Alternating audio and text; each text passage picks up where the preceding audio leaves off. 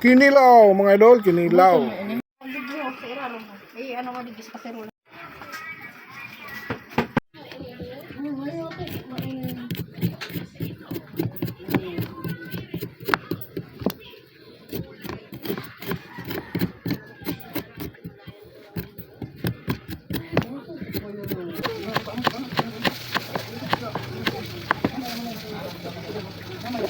Ah,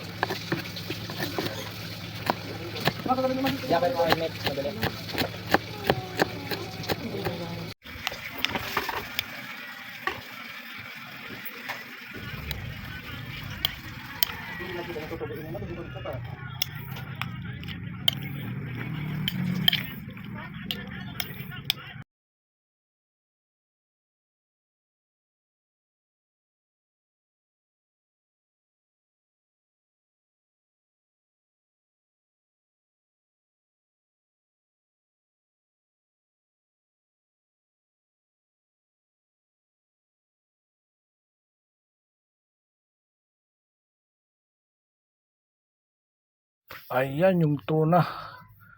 At ginataan natin mga idol kanina yung malingki natin doon sa malapit doon sa may dagat. Ayan, nadaanan natin itong mga isda na to. Tuna at ginataan. Ayan mga idol. Sarap nito. At ito naman yung kinilaw. Yun. Sarap pa. Iba natin yung gata.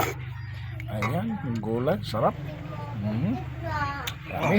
Ayos mga idol. Naglaga na naman yung salamin natin. Maluwag na. Ayan. Kainan na mga idol. Kasama nga naman Espiritu Santo. Maraming salamat sa grasya na sarapan ko. At sa mga dating pang mga grasya. Amen.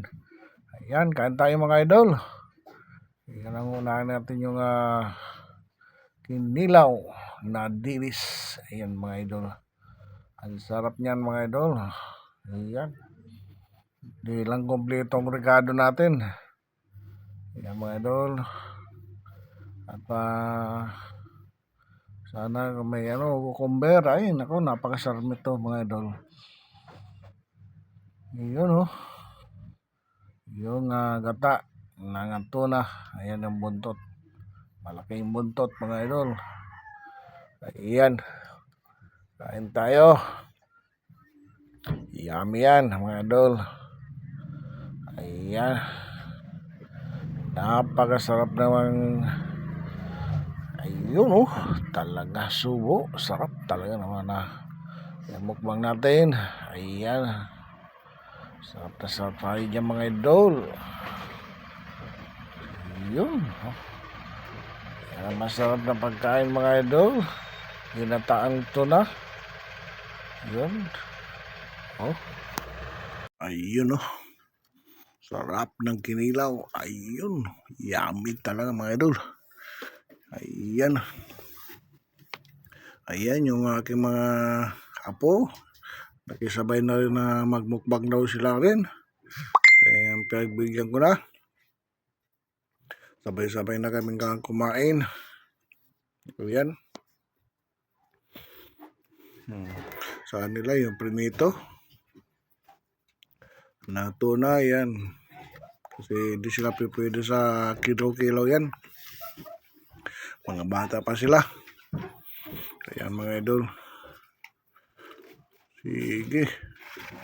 Kain tayo. Yun sarap talaga. Yun. Kasarap na gata talaga mga idol. Yummy. Yun kilo talaga yung the best sa kinilaw. Yun solid. Sarap mga idol. Tara mga followers, kain tayo. Ayan, malapit na mag New Year. Kitang 2 araw na lang New Year na mga idol. Kaya samantalin na natin habang nandito tayo sa Bicol, nakakapagkilaw tayo mga idol sa Riwang Dilis. Ayan, nadaanan natin kanina sa Riwang Sariwa yung mga idol. Mahal nga lang dahil sa sobra daw na alon. Ayan.